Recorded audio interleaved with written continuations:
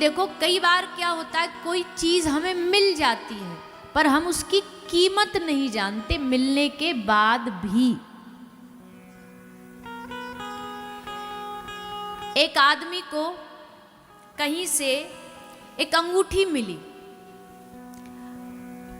तो कहीं ऐसे ही चलते राह में मिली थी, तो उसने सोचा देख लूं एक बार इसको चेक करा लूं। तो चेक कराने दुकानदार के पास गया। दुकानदार ने कहा ये तो ऐसी लोहे वोहे की है, कोई सोना चांदी नहीं है। तो अब वो लेके घर आ गया। अब उसने सोचा क्या करूं अब इस अंगूठी का, ऐसी कहीं अपनी अलमारी में ऐसी पटक दी, फेंक दी, छोड़ो क्या लेना इसका। वो ऐसी वहां पड़ी रही, और कब तक पड़ी रही, सालों तक पड़ी रही। सालों भर 5 साल 10 साल 15 साल बीत गए। फिर उसे अपना घर बदलना पड़ा। घर बदलना पड़ा तो उसने सामान बदला, अलमारी खाली करी तो उसमें कहीं पड़ी मिली। उसकी चमक अब भी वैसी थी। उसने सोचा इतने वर्ष हो गए इसकी चमक कम नहीं हुई, कुछ गड़बड़ तो नहीं, दोबारा चेक कराएं। तो उसने दोबारा चेक कराई, और दोबारा जब सुनार के पास चेक कराई तो सुनार ने कहा अरे प्रभु ये तो बड़ा महंगा, बड़ा बेशकीमती हीरा इसमें लगा हुआ है। ऐसा हीरा तो मेरी पूरी दुकान में नहीं है, पूरे इलाके में किसी के पास नहीं होगा। इतना बहुमूल्य अंगूठी तुम्हें मिली कहां से, इसकी कीमत तो करोड़ों में है।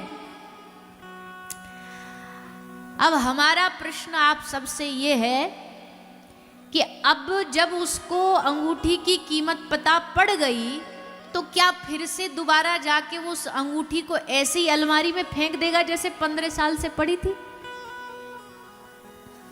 बोलिए ना जोर से, नहीं फेंकेगा। 15 साल तक फेंका रखा, क्यों? थी उसके पास पर कीमत नहीं पता थी।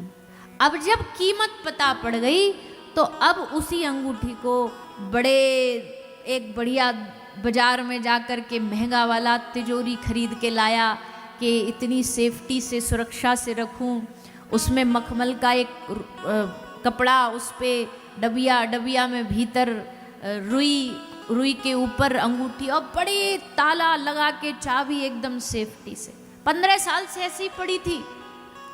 क्यों? क्योंकि तब कीमत नहीं पता थी। मनुष्य जीवन हम सबके पास है, हम सबको भगवान ने जीवन दिया है। और मान लो अब तक किसी के 20 बीते, 30 साल बीते, 40 साल, 50 साल, 60 साल वाले भी यहाँ बैठे होंगे। 60 साल बीत गए, जब तक कीमत नहीं पता थी तब तक वो मनुष्य जीवन ऐसे ही बहा जा रहा था। पर अब जब भागवत जी की कृपा से मनुष्य जीवन की कीमत पता पड़ जाए तो अब इस जीवन को ऐसे ही नहीं बहाना है, अब इस जीवन का उचित उपयोग करना है, अब इसकी कीमत को समझना है। जीवन पहले भी था, जीवन अब भी है, पर अब भागवत जीवन में आ जाने से जीवन का महत्व, जीवन की वैल्यू, जीवन की कीमत समझ आती। भैया देखो, संसार में भगवान ने सबको बराबरी का समय दिया है, बराबरी का टाइम दिया। हर एक आदमी के पास कितने घंटे हैं? कितने घंटे हैं? और जोर से बोलो। 24 घंटे। किसी के पास यहां ऐसा तो कोई नहीं बैठा जिसको एक्स्ट्रा 1 घंटा मिला हो, 25 घंटे। कोई बड़े से बड़ा, कोई धनवान हो, साधु महात्मा हो, गरीब हो, नौजवान हो, बूढ़ा हो, देश में रहता हो, विदेश में रहता हो, सब के लिए भगवान ने बराबरी का समय दिया, कोई भेदभाव नहीं। साधुओं के लिए बराबरी का समय, गृहस्थियों के लिए बराबरी का समय। अब बस बात यह है कि उस 24 घंटे का उपयोग कौन कहां कहां कर रहा है, कौन कहां कहां कर रहा है। जीवन भगवान ने ज्यादा से ज्यादा किसी को 100 साल का दिया हुआ, 105 110 साल का दिया हुआ। अब उसके बीच में कौन क्या करना चाह रहा है, ये निर्णय कौन करेगा? देखो, जन्म लाभ जीवन मरण, हानि लाभ जीवन मरण, यश अपयश विधि हाथ। हमारे हाथ में क्या नहीं है? जन्म और मरण हमारे हाथ में नहीं है। है क्या? जन्म हमारे हाथ में था? नहीं था। इसलिए कहीं भी भगवान ने कर्म अनुसार भेज दिया, वहां आ गए। मरण हमारे हाथ में है? बोले नहीं भैया, मैं तो ये वाली तारीख को मरूंगा, ये बढ़िया वाला दिन है। मरण हमारे हाथ में नहीं है, हानि लाभ भी हमारे हाथ में नहीं है। पुरुषार्थ हाथ में है, पुरुषार्थ मतलब मेहनत कर सकते हो, पर अब कितनी हानि, कितना प्रॉफिट, कितना लॉस मिलेगा, वो तो भैया हमारे अपने कर्मों से भाग्य बना और फिर भाग्य पर निर्भर है। तो जन्म लाभ हमारे, हानि लाभ हमारे हाथ में नहीं, जन्म मरण हमारे हाथ में नहीं है। यश अपयश विधि हाथ, ये भी हमारे हाथ में नहीं है। कभी कभी किसी को इतना यश भगवान दे देते हैं दुनिया में, वो किसने दिया? भगवान की कृपा ने दिया, उनकी कृपा देती है। अपयश भी उनके ही हाथ में है।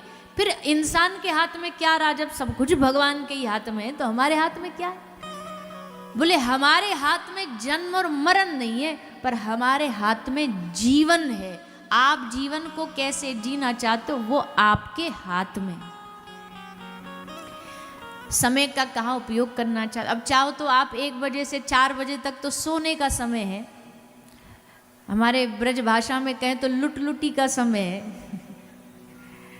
बोले भैया दोपहर को वैसे भी ठंडी आ रही है, ठंडी में दोपहर को एक कंबल मिल जाए, बढ़िया चारपाई मिल जाए, काम खत्म हो जाए और चकाचक फिर 2-3 घंटा विश्राम मुद्रा। अब कहाँ से पता नहीं, ये महाराज जी कथा ले आए अपने यहाँ करेरा धाम में, हमारी नींद और खराब कर दी। कई लोग तो कथा छोड़ो, उनको कथा के जो माइक भी थोड़े बहुत बाहर लग जाते हैं ना, उनसे भी उनको पेट में दर्द होता है। हमारा नींद खराब कर रखी है, यहाँ इतने ये कान पे हमारे धर रखे हैं, इतने माइक लगा रखे हैं, शिकायतें कर देते जा जाके। सुनना तो दूर रहा, जा जाके शिकायतें कर देते हैं। तो भैया अब क्या करें, कोई भी यज्ञ होता तो उसमें उपद्रवी भी तो आते हैं। पूर्व काल में भी होता था, पूर्व काल में भी ऐसा होता, यज्ञ होता तो उसमें हड्डियां डाल दी, कुछ विघ्न डाल दिए। तो ऐसे आज भी सब जगह आते हैं। तो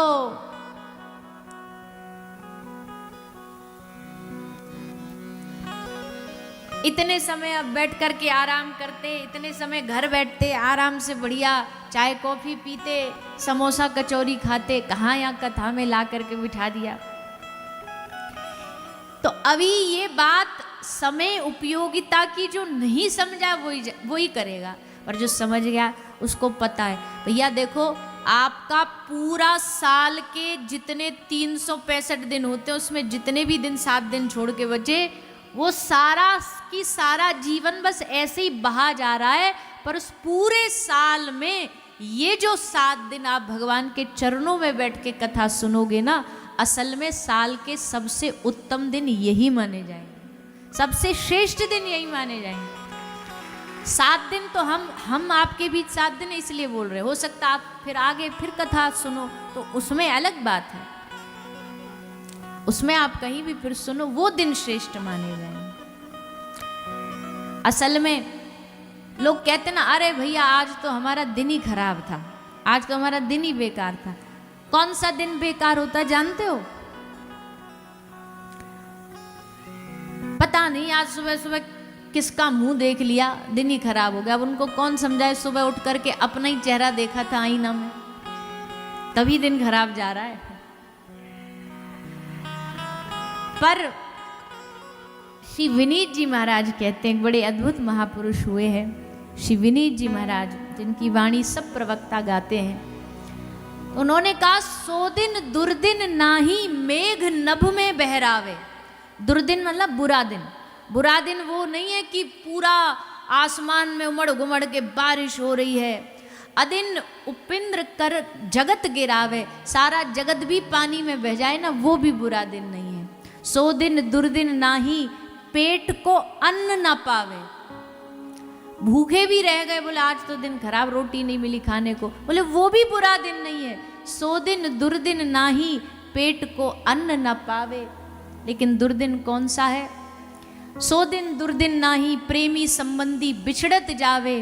पर श्री विनीत जी महाराज कहते हैं कि श्रवण पड़े ना हरि कथा, 100 दिन दुर्दिन जानी।